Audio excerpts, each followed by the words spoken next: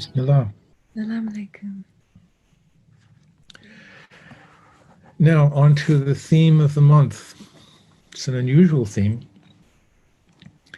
and it's normally, we try to find a theme that is very concise, with a potency of language. But this month's theme and next month's theme are a list of principles, according to this saying of Prophet Muhammad, peace be upon him. And we had asked our sister Alia, who has the job of helping to choose somebody in our community to comment on each month's theme. And Alia came to us and she said, Dedi, I don't know who to ask to comment on this theme. There's so much there. Can you either recommend some mature dervish, or can you yourself write a reflection on this month's theme? Well, anyway, let me tell you about the theme and why I included it. It originates with a hadith, and the hadith begins, Hazrati Ali came to the Prophet Muhammad and asked him, can you speak about your sunnah? Your sunnah meaning your example, your model of life, and your model of character and behavior. I encountered this many, many years ago, and it was the most extraordinary list of principles. And then I lost it for a while, and then I found it again, but I never had the source. And I always wondered what was the source of it, because I didn't see it in the typical collections of hadith. But a year or so ago, I actually, to my joy, discovered it in a text called Reassurance of the Seeker, which is it is a biography and translation of Salih al-Jafari's Al-Fawaid al-Jafariya, Commentary on 40 Prophetic Traditions, published by Fons Vitae, Reassurance for the Seeker. It's a nice collection of hadith and commentaries. But this hadith was in the appendix. It wasn't one of the 40 that he commented on. So it was kind of buried in the appendix. And I've found it and lost it a couple of times. I couldn't even remember what book it was in. But I wondered, what is the source of this hadith? Is it a reliable source? Because it's so extraordinary. Well, the source is a man named Qadi Iyad. And Qadi Iyad lived in the 12th century, I believe, and he was a collector and scholar of hadith. He was also the judge, the Qadi, of Ceuta and of Granada.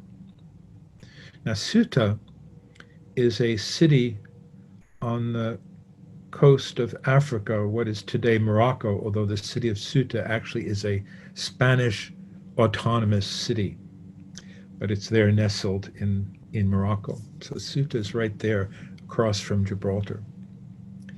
So Qadi Iyad was a very respected collector of hadith. Not only that, he was the teacher of Ibn Rushd, Averroes. So he has impeccable credentials. And this hadith, which is called the Hadith of Muhammad's Sunnah, is something quite extraordinary. And when finally we write something about this, we will explore the language. And we'll do a little bit of that today, because there are different translations of it.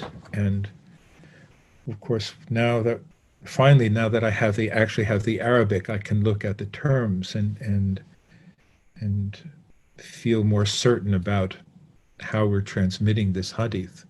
But it begins with something very extraordinary, which we've translated as Gnosis is my stock in trade. Another translation, the translation in the book I cited, says, knowledge is my capital. Knowledge is my capital. But we translate it as Gnosis is my stock in trade. The word for Gnosis here is marifat.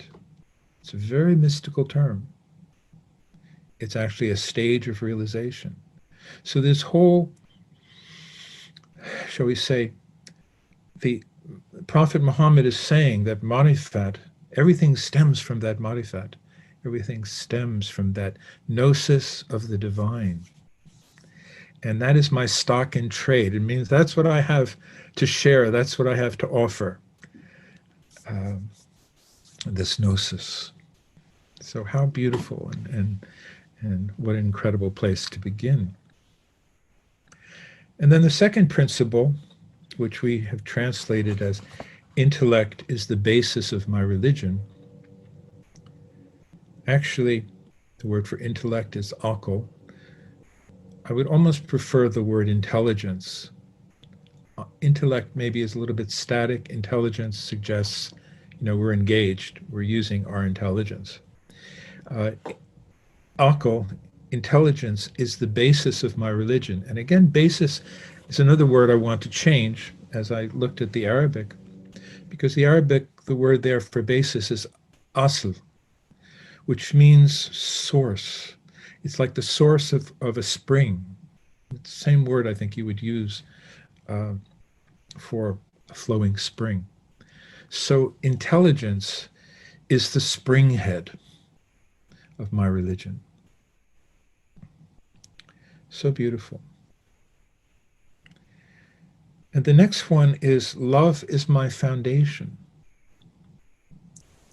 Hub, the word for love. Simple. It means love. Just as the same word in English, very simple word. Hub is my foundation, my basis. And we know from the mystics especially who have unfolded this idea from Mevlana and the school of love, the madab-i-ishq, as we call our madab. Love is the source, the foundation, the very nature of this reality. So it's more than foundation. Yes, it's the foundation, but it's the foundation, it's the context, it's the six directions, it's the everything of this existence. And the next one, again, longing is my vessel. Longing is my vessel.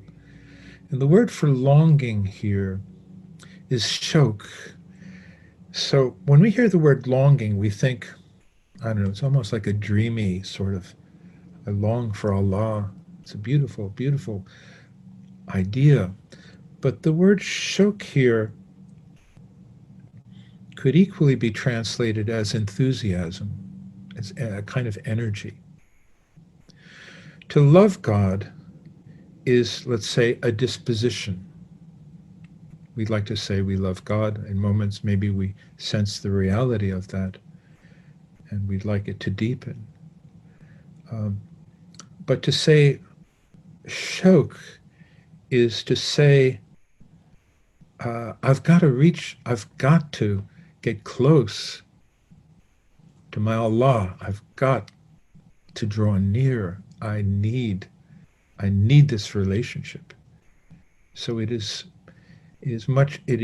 includes also the meaning of enthusiasm. And enthusiasm is an incredible word, and it's incredibly appropriate here. Do you know why? Because enthusiasm in Greek, the enthu part is actually theo, and theoism. So it has to do, again, with that being filled with the divine, or the divine, the search for the divine, the longing for the divine, the need for the divine. So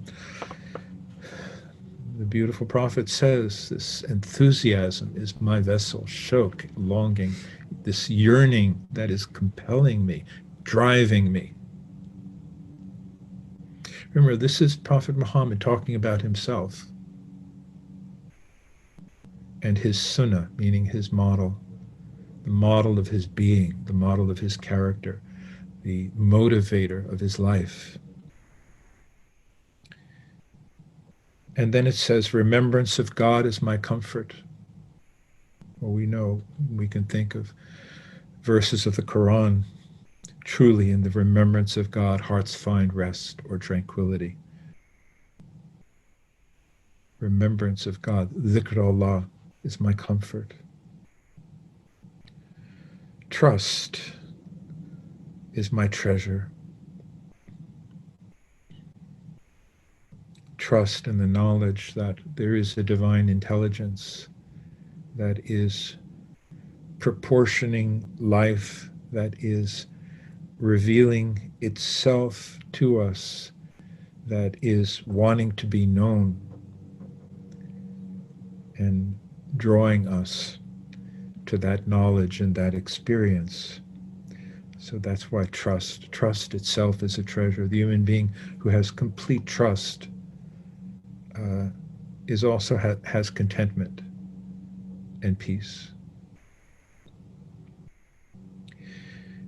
And one more.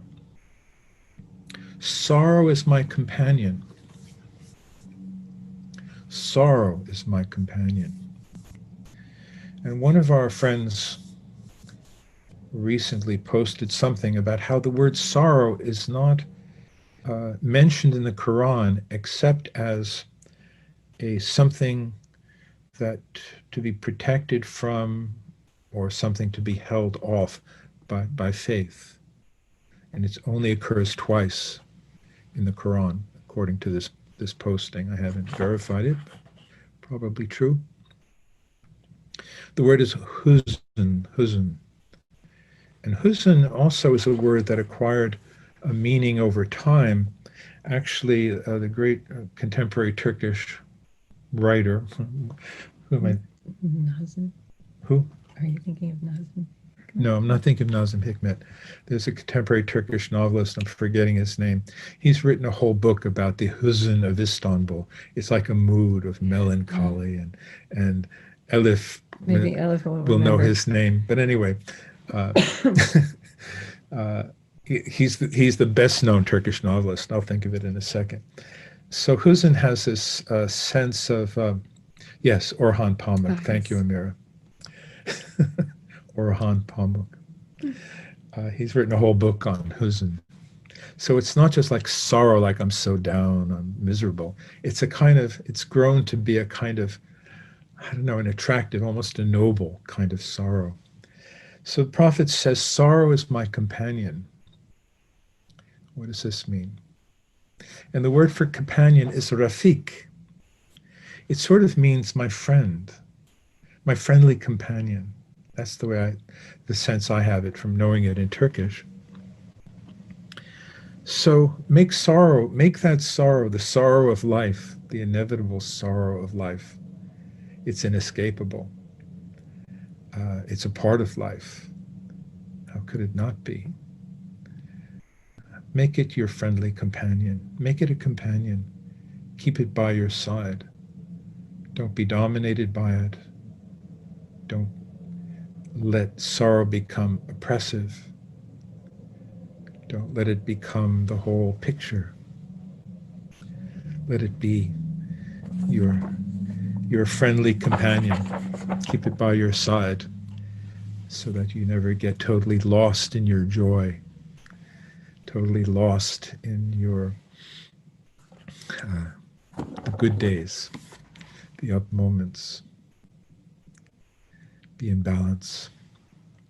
So this is a little bit of an introduction to the Hadith of Muhammad's Sunnah. And next month we will cover the remaining principles of the Muhammadan Sunnah.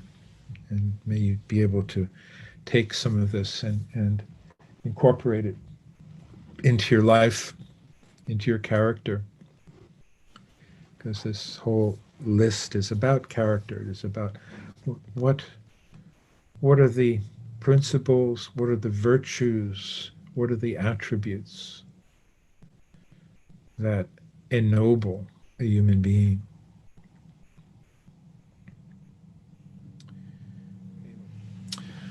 Assalamu alaikum.